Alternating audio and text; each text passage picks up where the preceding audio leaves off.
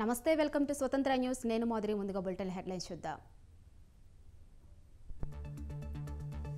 నేడు ఆళ్లగడ్డలో చంద్రబాబు పర్యటన రాకదిలిరా బహిరంగ సభకు ఏవి సుబ్బారెడ్డి దూరం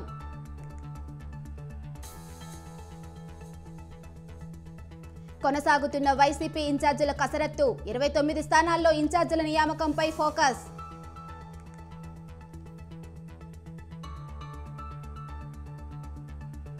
నేడు ఖమ్మం బీఆర్ఎస్ నేతలతో కేటీఆర్ భేటీ లోక్సభ ఎన్నికల కార్యాచరణపై చర్చ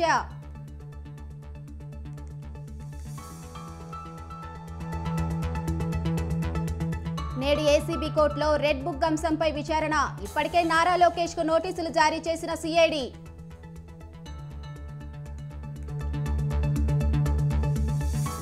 హైదరాబాద్ అల్వాల్లో కొంప ముంచిన జ్యోతిష్యం దంపతులు విడిపోతారని నమ్మి వివాహిత ఆత్మహత్య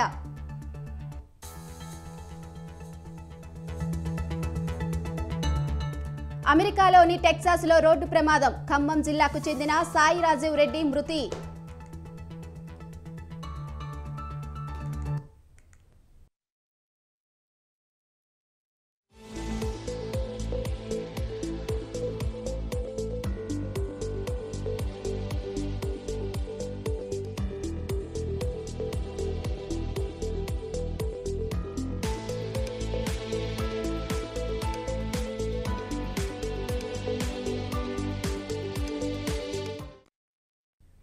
రైట్ బ్రేకింగ్ న్యూస్ చూస్తున్నాం. విజయవాడలో ధర్నా చౌక్ వద్ద టీచర్స్ ధర్నాతో ఉద్రిక్తత నెలకొంది. ఆంధ్రప్రదేశ్ ఐక్య ఉపాధ్యాయ సంఘాలు 36 గంటల పాటు ధర్నాకు అనుమతి కోరారు. ఇప్పటికే అంగన్వాడీ మున్సిపల్ కార్మికుల సమ్మెలు జరుగుతున్నాయి. ఇప్పుడు టీచర్స్ కూడా ఆందోళనను మొదలుపెట్టారు.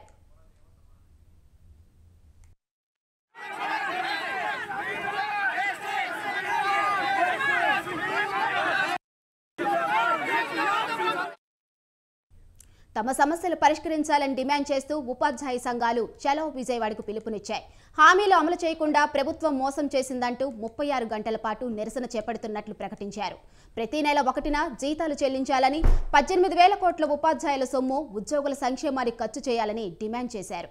అయితే వారి ఆందోళనకు అనుమతి లేదని టీచర్స్ను అడ్డుకున్న పోలీసులు ఎక్కడికక్కడ అరెస్ట్ చేస్తున్నారు.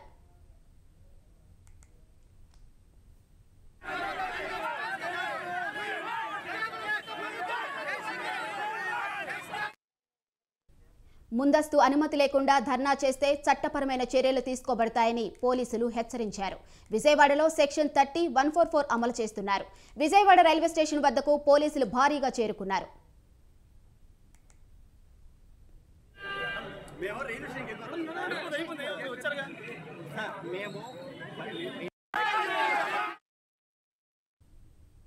ఏపీలోని రాజకీయ పార్టీలు, జిల్లా కలెక్టర్లు, ఎస్పీలతో సీఈసీ బృందం ఇవాళ సమావేశం కానుంది. సీఎస్, డీజీపీ సహా వివిధ శాఖల అధికారులతో సీఈసీ బృందం రేపు భేటీ అవుతుంది. ఇవాళ విజయవాడలో టీడీపీ అధినేత చంద్రబాబు, జనసేనాని పవన్ కళ్యాణ్ కేంద్ర ఎన్నికల సంఘం బృందాన్ని కలిసే అవకాశాలు ఉన్నాయి. కేంద్ర ఎన్నికల సంఘం తరపున సీఈసీ రాజీవ్ కుమార్, చంద్రపాండే, అరుణ్ గోయల్ రాష్ట్రానికి వచ్చారు. సీఈసీ బృందం 2 రోజుల పాటు విజయవాడలో ఉండనుంది.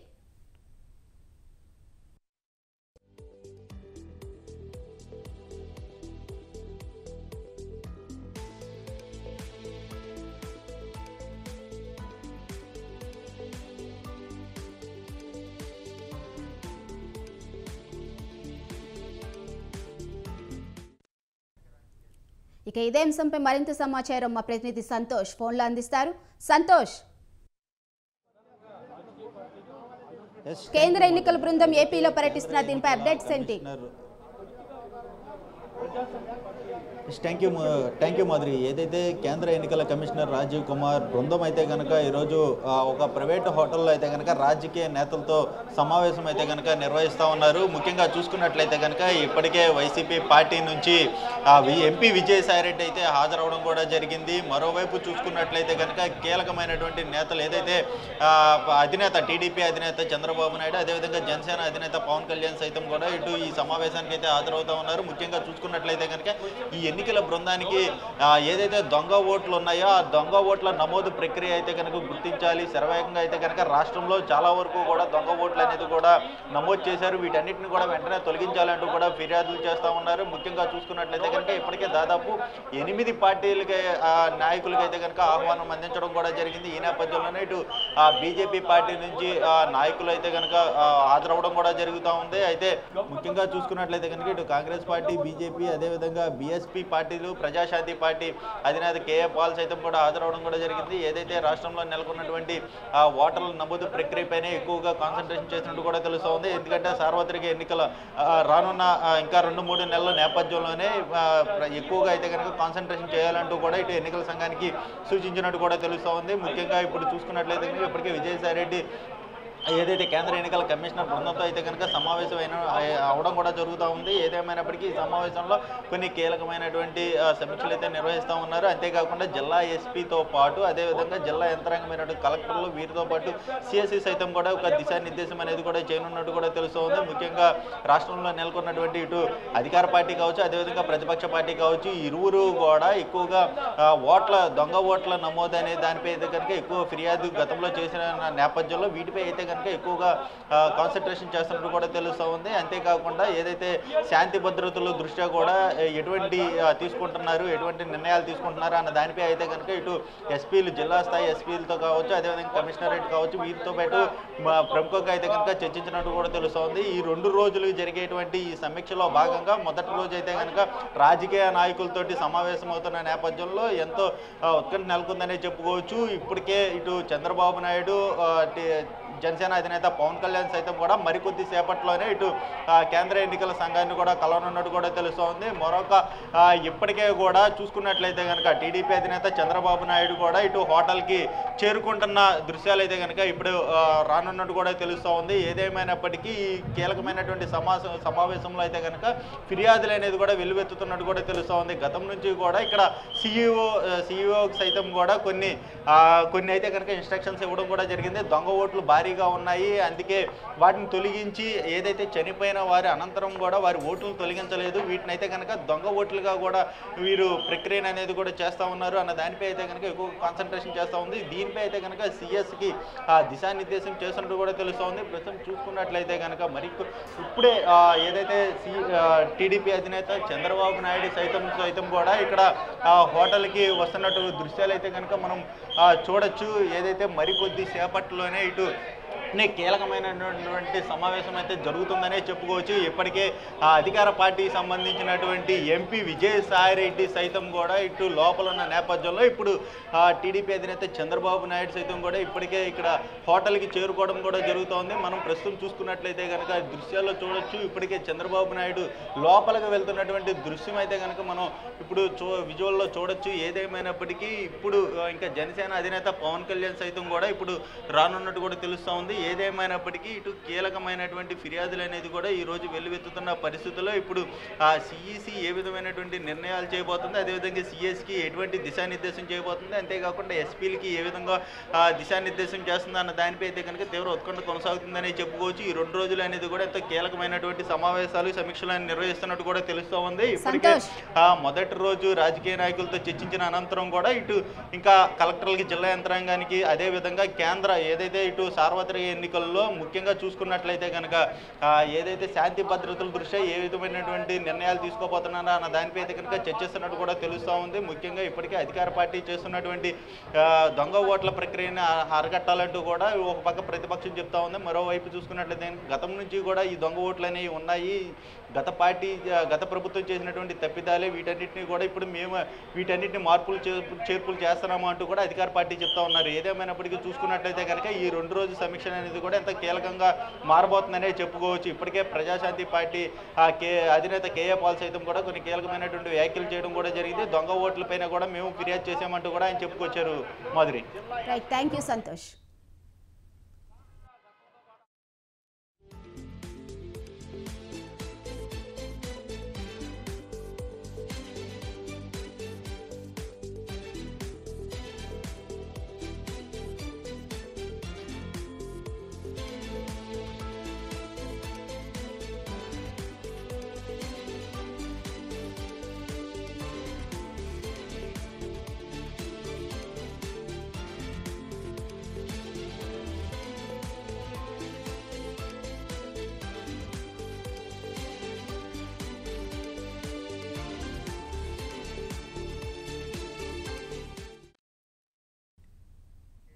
టీడీపీ నేత మాజీ మంత్రి కన్నా లక్ష్మీనారాయణపై మంత్రి అంబటి సంచలన వ్యాఖ్యలు చేశారు. కన్నా ఎన్నో పార్టీలకు కన్నాలు వేశాడని ఆరోపించారు. కాంగ్రెస్ పాలనలో చంద్రబాబును బండబూతులు తిట్టిన కన్నా కాంగ్రెస్కు కన్నం వేసి బీజేపీలో చేరాడని విమర్శించారు. ఎలక్షన్ ఫండ్ మింగి బీజేపీకి పెద్ద కన్నం వేశాడని ఆరోపించారు. మళ్లీ టీడీపీకి కన్నం వేసి మరో పార్టీలో చేరతాడని ఎద్దేవా చేశారు. తనను ఓడించటం కన్నాలు వేసే కన్నా వల్ల కాదని అంబటి అన్నారు. పోటీ చేయడానికి వచ్చినటువంటి ఆ కన్నా లక్ష్మణ వెయ్యని కన్నాలు లేవని మనం చేస్తున్నా. కాంగ్రెస్ పార్టీలో కన్న వేసి బీజేపీలోకి వెళ్ళాడు. బీజేపీలో ఫండ్స్ మింగి అక్కడ కన్న వేసి ఆ కన్నం నుంచి వచ్చి తెలుగుదేశంలో చేరాడు. అయ్యా తెలుగుదేశం సోదరులారా అని చెప్తున్నా, ఈ కన్నా లక్ష్మణ మీ తెలుగుదేశం కూడా కన్న వేసి ఏదో పార్టీలో పోతాడు బాబు, ఉండడు. అతనికి పార్టీని మార్చడం, లాయల్టీని మార్చడం, ఎక్కడ అధికారం ఉంటే అక్కడికి వెళ్ళటం అతనికి అలవాటు. మీరు మనం చేస్తున్నాం. అలాంటి కన్నాలేసే కన్నా లక్ష్మణాన్ని నా మీద పెట్టి నన్ను ఓడించాలనుకుంటే నా అందరు సోదరీమణులు, ఈ నియోజకవర్గంలో ఉన్నటువంటి నా మిత్రులు, నా ప్రజలు అందరూ నాకు అండగా ఉండగా ఆ చంద్రబాబు వల్ల కాదు, ఈ కన్నాలేసే కన్నా లక్షణాల వల్ల కూడా కాదు. గుర్తుపెట్టుకోమని మనం చేస్తున్నా. నా మీద పోటీ. వైసీపీలో ఎందుకీ మార్పులు? గత ఎన్నికల్లో తనను చూసి ఓటేయమని అభ్యర్థించిన జగన్ ఇప్పుడు క్యాండిడేట్లను ఎందుకు మారుస్తున్నారు అంటే విజయంపై ఆయనలో విశ్వాసం సన్నగిల్లుతుందా? ఈ విషయంలో సొంత పార్టీ ఎమ్మెల్యేల మనోగతమేంటి? దీనిపైనే ఇప్పుడు పెద్ద ఎత్తున చర్చ జరుగుతోంది.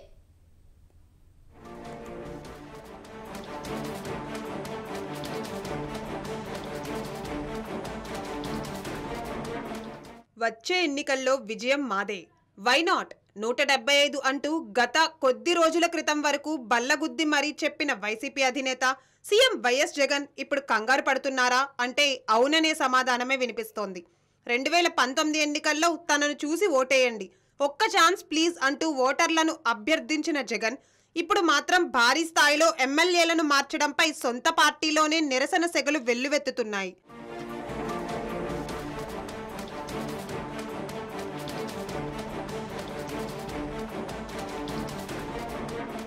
ఇప్పటికే ఇన్ఛార్జీలను మారుస్తూ 2 జాబితాలను విడుదల చేసింది వైసీపీ అధిష్టానం. ఇందులో పలువురు సీట్లు గల్లంతు కాగా ఇంకొకరి స్థానాలు మార్చివేశారు ముఖ్యమంత్రి. దీంతో సీట్లు దక్కని వారు తాడేపల్లి సీఎం క్యాంప్ ఆఫీస్ సాక్షిగా విమర్శలు గుప్పిస్తున్నారు.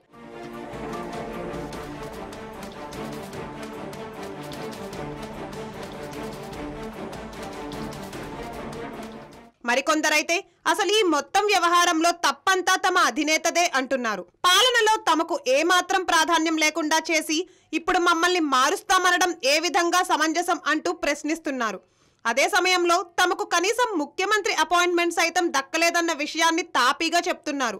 ఇటీవలే వైసీపీ నేత డొక్కా మాణిక్య వరప్రసాద్ చేసిన వ్యాఖ్యలు పార్టీలో ఎమ్మెల్యేల పరిస్థితికి అద్దం పడుతున్నాయన్న విమర్శలు వినిపిస్తున్నాయి.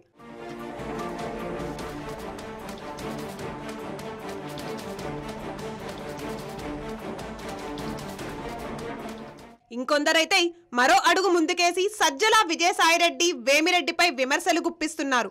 ఎన్నో ఏళ్లుగా రాజకీయాల్లో ఉన్న తమకు సీటు ఇవ్వని విషయాన్ని ముఖ్యమంత్రి స్వయంగా చెప్పకుండా తమకంటే చాలా జూనియర్లైన వాళ్లతో చెప్పించడం ఏంటని ప్రశ్నిస్తున్నారు.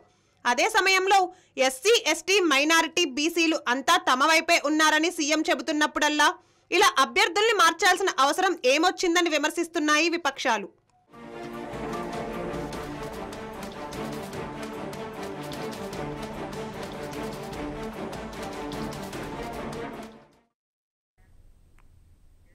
లోక్సభ ఎన్నికల్లో బీఆర్ఎస్ సిట్టింగులు అందరికీ మళ్లీ సీట్లు దక్కుతాయా?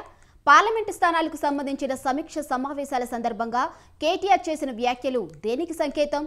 ఇలా 1-2 కాదు, బీఆర్ఎస్ వర్కింగ్ ప్రెసిడెంట్ చేసిన వ్యాఖ్యలపై పార్టీలోనే కాదు బయట విస్తృతంగా చర్చ జరుగుతుంది. ఇంతకీ గులాబీ బాస్ మదిలో ఏముంది?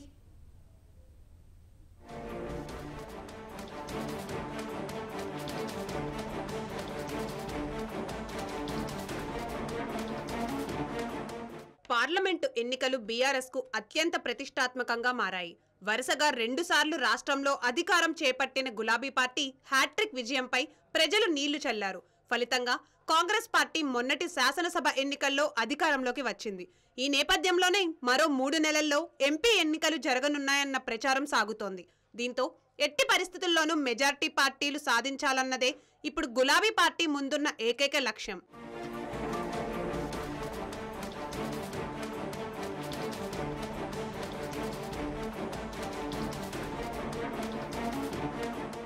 శాసనసభ ఎన్నికల్లో ఎదురైన పరాజయం మర్చిపోవాలంటే తెలంగాణలో మెజార్టీ ఎంపీ సీట్లు సాధించడమే ఏకైక మార్గమని చెబుతోంది బీఆర్ఎస్. ఇందుకోసం సరికొత్త వ్యూహాలు రచిస్తోంది. ఈ క్రమంలోనే పార్లమెంటు నియోజకవర్గాల వారీగా సమీక్షలు నిర్వహిస్తున్నారు పార్టీ వర్కింగ్ ప్రెసిడెంట్ కేటీఆర్.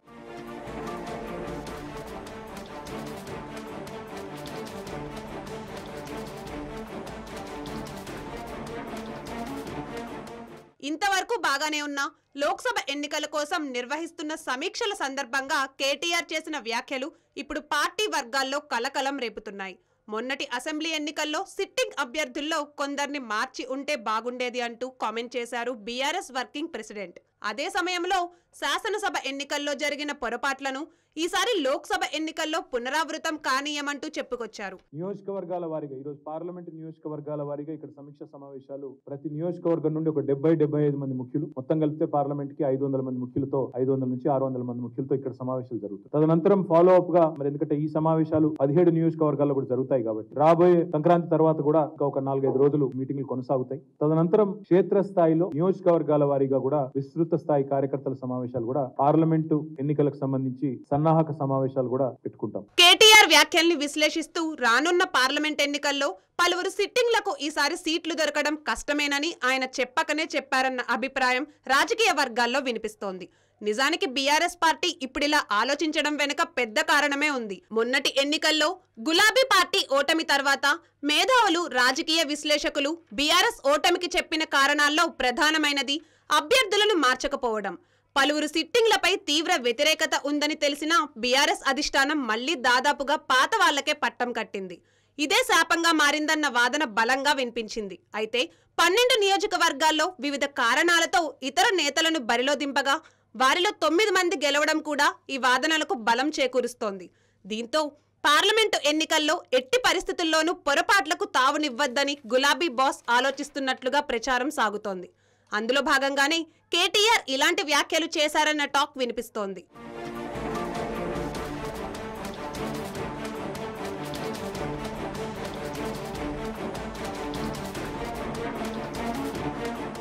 మరిప్పుడు బీఆర్ఎస్ తరపున ఎంపీ అభ్యర్థులుగా సిట్టింగ్లలో ఎంతమంది ఉంటారు, ఇంకెంతమందిని మారుస్తారు అన్నదానిపై మరికొద్ది రోజుల్లో స్పష్టత రానుంది. అప్పటి వరకు ఆయా నేతల్లో మాత్రం టెన్షన్ విపరీతంగా పెరిగిపోతోంది.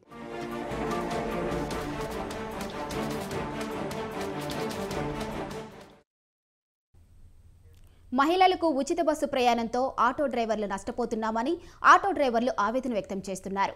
రవాణా శాఖ మంత్రి పొన్నం ప్రభాకర్ను సిపిఐ జాతీయ కార్యదర్శి Chada Venkatareddy, auto union JAC నేతలు కలిశారు.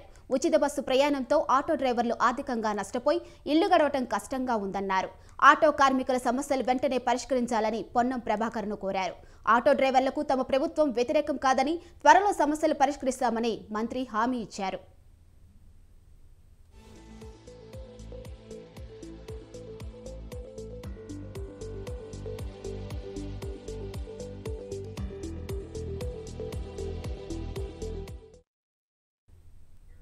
ఒక వ్యక్తి ధనదాహం ఓ రాష్ట్రాన్ని అప్పల ఊబిలోకి తోసేస్తుందని పూతలపట్టు నియోజకవర్గ టీడీపీ ఎమ్మెల్యే అభ్యర్థి మురళీమోహన్ ఆరోపించారు.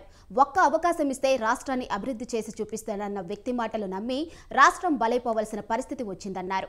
పోలవరం ప్రాజెక్టు ఎక్కడ ఉందో అన్నది కూడా జగన్ ప్రభుత్వం మరిచిపోయిందన్నారు. చంద్రబాబు మీద ఉన్న కక్షతో పట్టుసీమ నిలిపివేయటం దారుణమని మురళీమోహన్ అన్నారు. రాష్ట్రంలో ఇరిగేషన్ పరంగా జరిగిన నష్టాన్ని, ప్రజలకు ఈ ప్రభుత్వం వలన కలిగిన కష్టాన్ని గుర్తు చేసుకుంటే నవ్వాలో ఏడవాలో తెలియనటువంటి అయోమయ పరిస్థితి నెలకొంది. మనం చరిత్రలో, పురాణాల్లో అక్కడక్కడ వింటూ ఉంటాం, చదువుతూ ఉంటాం. ఒక వ్యక్తి త్యాగం సమాజానికి ఎంతో ఉపయోగపడుతుంది. అంతెందుకు ఒక వ్యక్తి త్యాగంతో మన రాష్ట్రం అవతరించిందని కూడా విన్నాం. భాషా ప్రయుక్త రాష్ట్రాలు కూడా ఏర్పాటు జరిగిందని మనం చరిత్ర ద్వారా తెలుసుకున్నాం. అయితే ఒక వ్యక్తి దాహం ఒక రాష్ట్రాన్ని నిట్ట నిలువున ముంచేస్తుంది. ఒక వ్యక్తి ధనదాహం ఒక రాష్ట్ర ప్రజానీకాన్ని అప్పుల ఊబిలోకి తోసేస్తుంది. ఒక వ్యక్తి అధికార మదం అనేది ప్రజానీకాన్ని భయం గుప్పిట్లోకి చేర్చేస్తుందని ఎక్కడైనా చదువుకోవాలా? ఆ గృహిణికి జ్యోతిష్యం అంటే నమ్మకం. యూట్యూబ్ ద్వారా తెలుసుకున్న జ్యోతిష్యం ప్రకారం దంపతులం విడిపోతామని బలంగా నమ్మింది. ఇదే విషయం తరచూ భర్తతో అనేది. ఈ క్రమంలో భర్త కొట్టడంతో మనస్తాపం చెంది ఆత్మహత్యకు పాల్పడింది. అంబర్పేటలో నివసించే చందు స్వరూప దంపతుల కుమార్తె బబితకు 5 ఏళ్ల కిందట బాలరాం రాయ్కి చెందిన సాఫ్ట్వేర్ ఉద్యోగి రామకృష్ణ అలియాస్ రాముతో పెళ్లి జరిపించారు. కానాజీగూడ ఇందిరానగర్లో కాపురం పెట్టారు. వీరికి 3 ఏళ్ల బాబు ఉన్నాడు.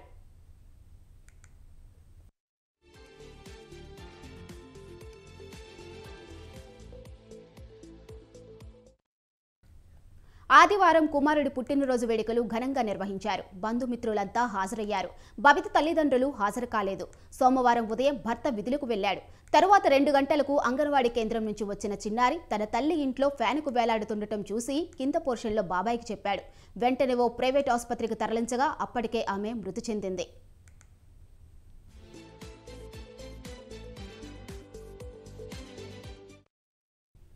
మృతురాలి తల్లిదండ్రులు వచ్చి రాముపై దాడి చేశారు. అదనపు కట్నం వేధింపులతోనే మృతి చెందిందని పోలీసులకు ఫిర్యాదు చేశారు. జ్యోతిష్యాన్ని నమ్మవద్దని బబితను రాము పదే పదే కోరేవాడని, దీనిపై ఇటీవల వాగ్వాదం చోటు చేసుకోగా అందరి ముందు ఆమెను కొట్టాడని మృతురాలి కుటుంబ సభ్యులు అంటున్నారు. ఈ క్రమంలో ఆత్మహత్య చేసుకొని ఉంటుందని చెబుతున్నారు.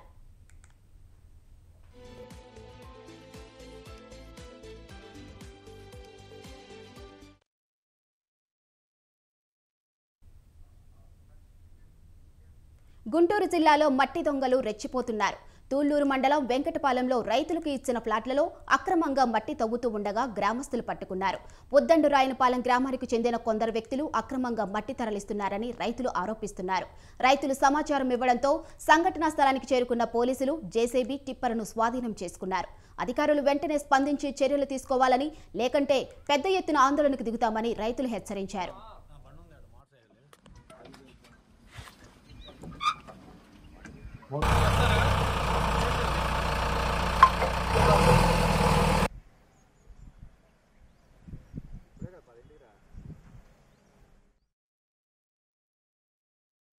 రాజధానిలో అక్రమార్కులు అడ్డు అదుపు లేకుండా అమరావతి ఆస్తులను దోచుకు తింటున్నారు. ఈ రోజున ఈ వెంకటపాలెం కృష్ణాయపాలెం మధ్యలో ఉన్నటువంటి ఈ మట్టిని 10 మీటర్ల ఎత్తు మట్టిని దోచుకొని వెళ్ళిపోయారు. లారీలు, క్రేన్లు మేమందరం కూడా, అమరావతి రైతులు మేమందరం కూడా వచ్చి అడ్డుకోవటం జరిగింది. ఎన్నిసార్లు మేము అడ్డుకున్నా, ఎన్నిసార్లు వాళ్లపై చర్యలు తీసుకోమని పోలీసులకు తెలియజేసినా కానీ అది మట్టిలో పోసిన పన్నీర్లాగే మారిపోతుంది. అమరావతి రాజధానిలో తమిళనాడును మళ్లీ వర్షాలు ముంచెత్తుతున్నాయి. చాలా జిల్లాల్లో రాత్రి కుంభవృష్టి కురిసింది. స్కూళ్లు మూతపడ్డాయి. కాలేజీలను మూసివేశారు. వేలాది ఎకరాల్లో పంట నీట మునిగింది. ఎడతెరిపిలేని వర్షంతో జనజీవనం అస్తవ్యస్తమైంది.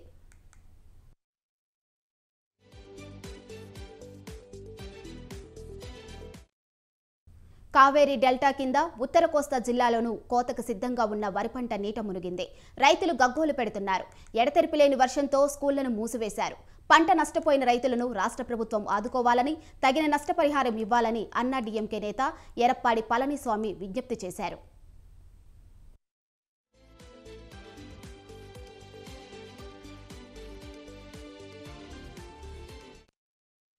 కడలూరు, నాగపట్టణం, తిరువరూరులో భారీ వర్షాలు కురిశాయి. చెన్నై నగరం, చెంగల్పట్టు, కాంచీపురంతో పాటు విల్లుపురం, కల్లకురిచిలోనూ ఒక మాదిరి నుంచి మంచి వర్షం కురిసింది. శ్రీలంక దక్షిణ ప్రాంతం నుంచి తమిళనాడు కోస్తా వరకు విస్తృతంగా అల్పపీడనం ఉందని, దీని ప్రభావంతో రాష్ట్రంలో చాలా చోట్ల తేలికపాటి వర్షం నుంచి ఓ మాదిరి వర్షాలు కురుస్తాయని వాతావరణ శాఖ తెలిపింది. కొద్ది రోజుల క్రితం నాగపట్టణం జిల్లాలో పడిన వర్షానికి 30,000 ఎకరాల్లో పంట నష్టమైంది.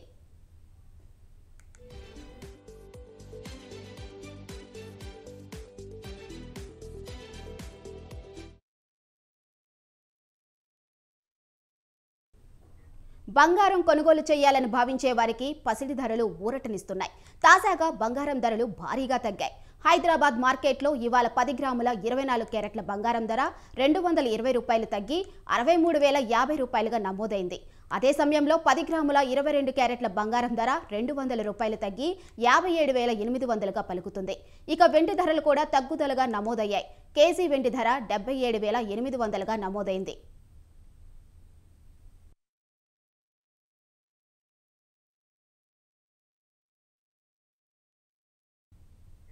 ఇవి బులెటిన్ అప్డేట్స్. చూస్తూనే ఉండండి స్వతంత్ర.